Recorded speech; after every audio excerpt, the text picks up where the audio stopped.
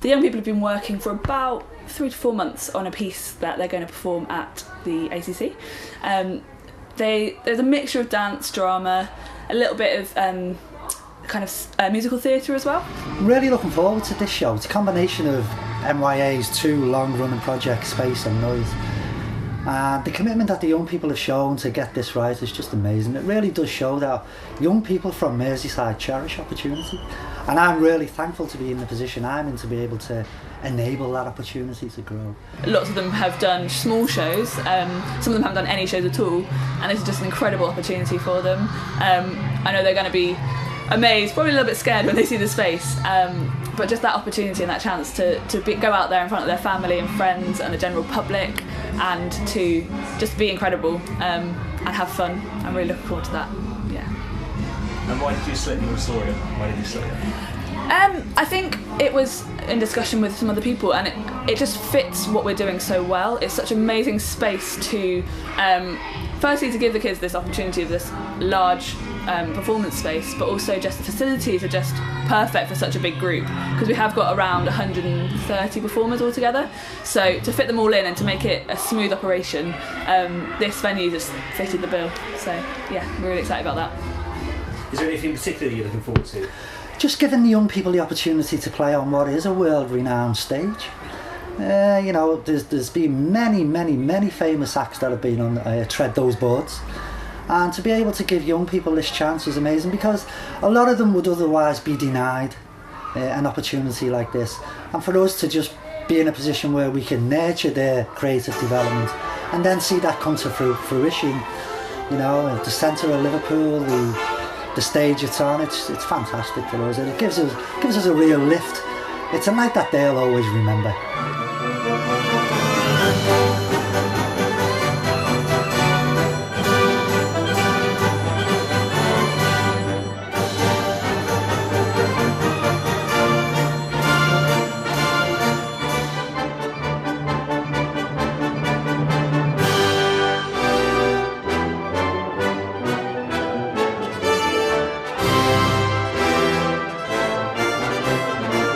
Here at the Echo Auditorium on the night of the performance, with less than an hour to go till showtime, energy and music are in the air. Do you know what? I'm full of excitement, trepidation. I'm nervous. You're nervous, but shouldn't children be more nervous? Do you know what? It's well, I think as adults we become more nervous than the children. The children just have this happy knack of doing what we ask them to do, whereas adults we're a little bit afraid to let ourselves go that much.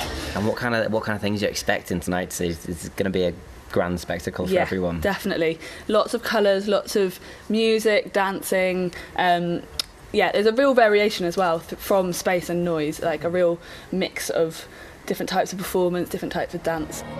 We're like equal. Like equal, to make I think a full nervous person. It's like 2 halves. Yeah, so. 2 halves, so it's the same really. Yeah.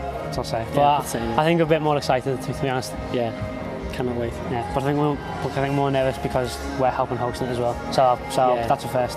It's the first of the show. First of the show. But I'm looking forward to it. It's different to being in like space itself because it's quite smaller and like there's less people.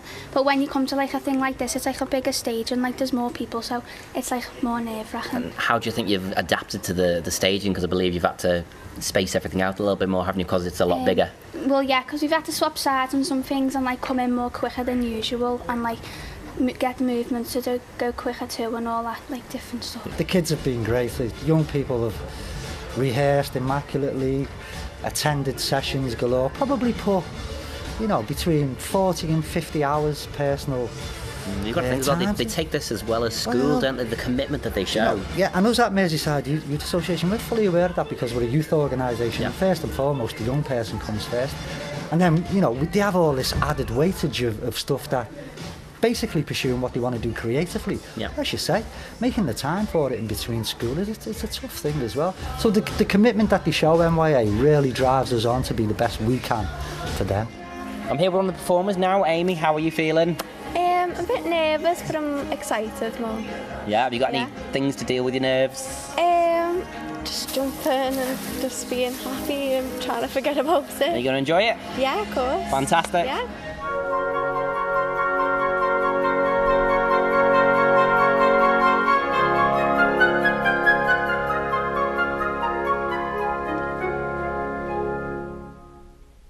Young people from Merseyside cherish opportunity, and I'm really thankful to be in the position I'm in to be able to enable that opportunity to grow. Particularly with Hayes, one of the lads in the band suffered from cancer a year ago, and to see the way he's come on and overcome it and the way MYA have helped him in his creative development, for me it's just fantastic to play a role within that. Well, it all started, you could say, I was 17 at the time, and like my chest was swelling up a bit and it was getting a bit sore, and so I went to doctors and got it checked out kind of thing, but I got a misdiagnosis, believe it or not, and then the symptoms weren't getting any better. So then when I eventually come back around to April 2013, I think it was, that's when like they gave me a definite diagnosis, it's this, and obviously that was a bit of a shock at the time, but I just dealt with it there and then and just thought, well, you know, just got to carry on what I love to do, and that's the music, obviously. And then for 6 months, from April up until November 2013, I had to go to the hospital to do chemotherapy, and in between it, I mean, it knocked me out for say like a week every time I'd have a dose of it, every 2 weeks. On my good weeks in between, I mean, I was always playing my guitar, and at one point, or I think I brought it in the actual hospital, I had a little jam on my bed and stuff, and we actually recorded two tracks around about September, November. We went to Party Studios, and I looked rough, like a bit of a mess, patchy hair and all that stuff, but we went in and we got it down well, and obviously I was buzzing, and there's nothing I'd rather be doing than that, you know what I mean? So I didn't let any of that stuff get in the way, so I just thought, God, I'll carry on what I'm doing. And then obviously come the end of November, that's when like they finally unplugged me, and I didn't have no tube in my arm, no one was like, you're all good now. So from there it's just kicking the band into full speed then, and really like pursuing it, because there's nothing stopping me. There was something, it was sort of, I had to juggle a bit with my own health, and I could only, you know, some days practice, other days rest, but now it's more just pushing straight ahead and just getting the music out there and, you know, doing what I love. That's it. And what does this performance mean to you? What does this whole thing we're doing today, what does it mean to you? Yeah, well, this Noise and Space event, obviously Phil Cairns, big thanks to Phil Cairns. He's looked after us since I was about 17. We've always been down, I've had little jams and stuff with him, and he's always looked out for us. And then it's up until now, he's put us on the bill for this, and you know, it's going to be in the Echo Auditorium Arena. I think about 1,000 people watching, so it's a good feeling, the anticipation of, you know, there'll be a lot of eyes on you when I'm on that big stage like that. And believe it or not, I actually feel more comfortable on a big stage like that with a lot of people who you might not necessarily know, compared to a smaller, intense basement in town with 30 of your mates and they're all looking at you. So, you know, it's a big thanks to him for getting us on this kind of thing, and it's just, I can't wait to do it. Really looking forward to it. Is there like any fears of this or any excitement that's you're feeling for this? Yeah, it's just like excitement, and obviously come tonight you get a surge of adrenaline, but I don't get scared anymore. I mean, obviously all that stuff which happened, ever since then your perception of things does change a lot, and I can't really remember the last time I got scared of anything. I just don't anymore. Like there's nothing to be scared of. I mean, just live life to the fullest, that's what it's about.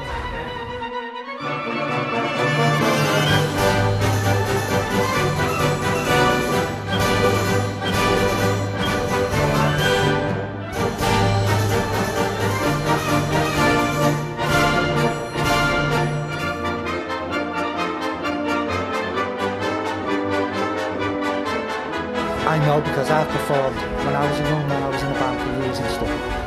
And you get nervous. Have you enjoyed the show so far? You've seen the first half? Yeah. Okay, what was your favourite actor? If you have to pick one, what would it be? I mean, everything about it's going to be great. I've got to say that first and foremost. I'm really buzzing now for the second half. But a particular highlight for me will be the band, The Haze. Yeah. I've known them all since they were 15 years old. I can't get over how much talent there's been. I first put them on a gig back at the Flying Picket in 2010. Imagine we're just in the rehearsal space, there's no pressure. And since then, I've sort of had my hand working with them quite closely. Well, Kerry says just don't worry, because if you try and make a mistake, try not to stand there and get scared, if you know what I mean. And I'm just really looking forward to them blowing the place away, to be honest with you. Fantastic. Because they will raise the roof.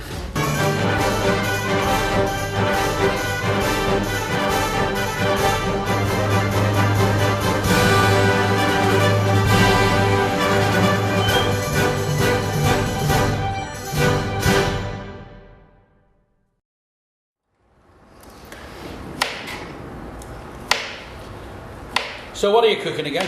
Ratatouille. Rata what? Rat anything. It's all vegetables. It's vegetarian. I'm vegetarian. Courgettes, red peppers, tomatoes, onions. I grow them all myself. You can have some in a bit. What time is it? Oh. Are you hungry? We watch stopped. I think it's about two guys who are old friends, been friends since childhood, who find themselves, having not seen each other for quite a few years now, they found themselves together in one of them's shed. And neither of them quite knows why the one who's turned up has turned up. And so there's a bit of a mystery about what's happened, what's gone on. Sum up shed in about 30 seconds. Well, I've just wasted about 3 or 4 seconds right away. It's about two guys. They meet up at a certain stage in their lives, and they haven't seen each other for a period. A lot's happened, and they've both got things they need to reveal to each other. And it's one of those things. And they meet in the most unlikely situations, the most unlikely place. And their lives have both changed completely in the time that they've not seen each other. It's a story really of friendship. It's just two of us. Keeps the expenses down, obviously. Well, it's a story of friendship and loyalty, and I don't know. It plays through the backdrop of an allotment from a guy who's been hiding away for a long time.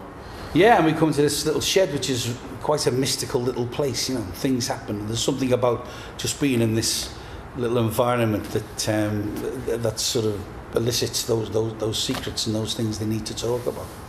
And it's got a little life of its own, the shed. Yeah. Hey, Donnie. Donnie, yeah. Yeah. So, how similar are you and Donnie? Oh, it's a good way. There are, I think, every actor, particularly when you write, write what you know. I think there's a lot of me in there, and there's a lot of people that I know quite closely. I think that's one of those things you can't really get away from. When people say, "Well, there's a lot of yourself," and you play a Liverpool character, then there is going to be that. But it's very different, I mean, there are things that actually that we've put in that happened to my character would actually happen to Paul in real life, so, and vice versa. So there's a lot of us in there. There's a lot of our heart and soul. For quite a while, we called the two characters Paul and Mickey, and that became kind of inappropriate after a while because they had gone off in different directions. They quite surprising directions, so, it came to the point where we sort of said, right, it's not Paul and Mickey anymore, it's Donnie and Davy now.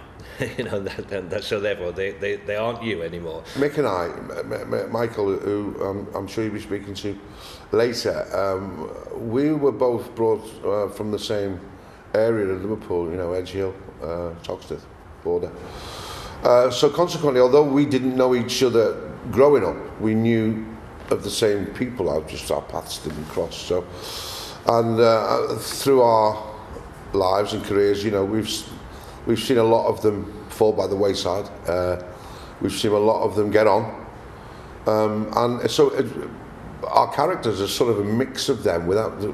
Obviously, they're not specifically based on one person. They are a mishmash.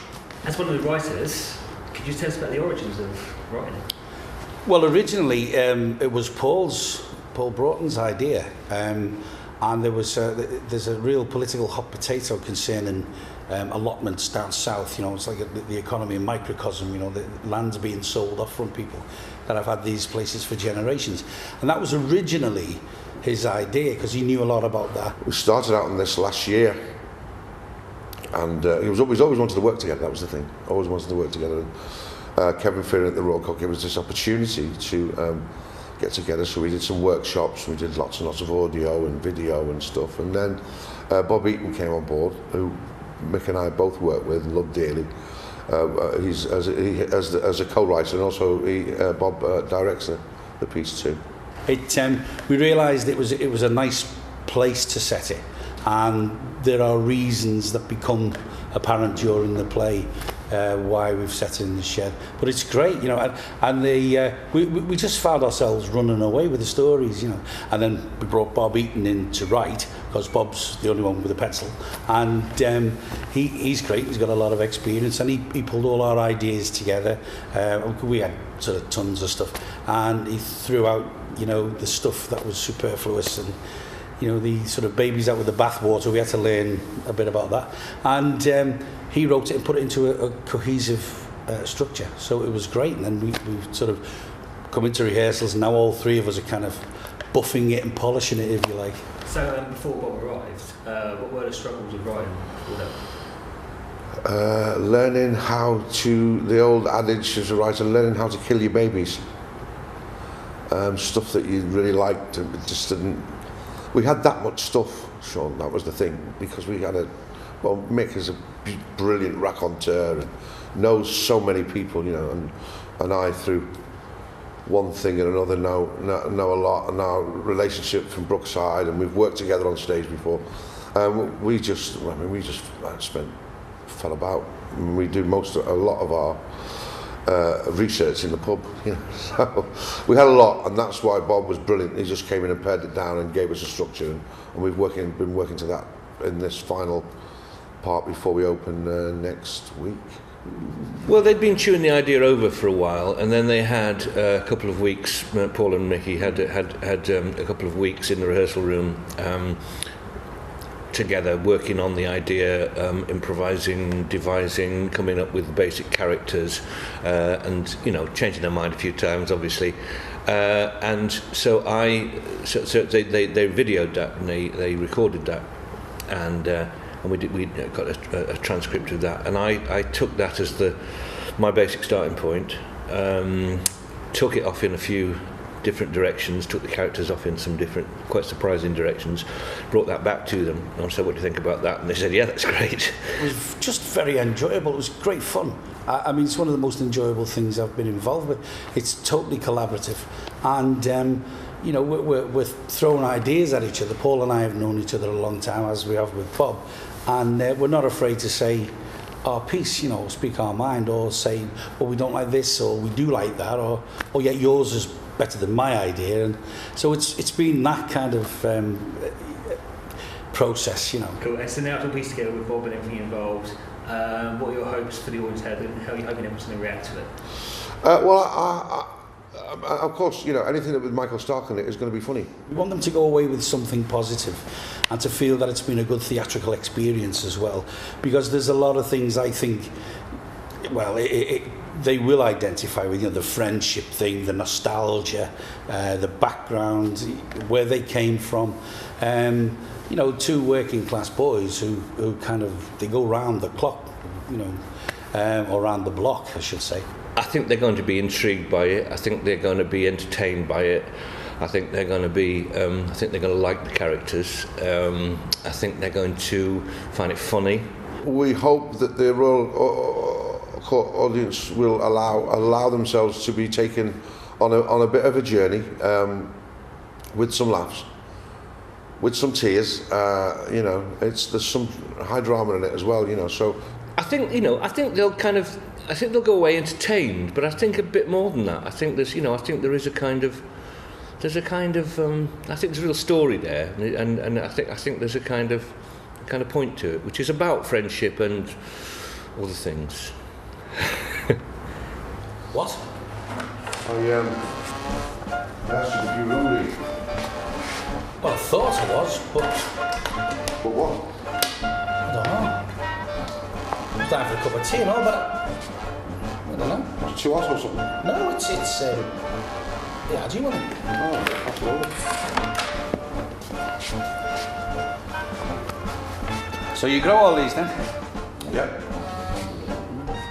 You've got an allotment here. Yeah, didn't you see it when you came in? I didn't notice it, no. How could you not notice it? I don't know.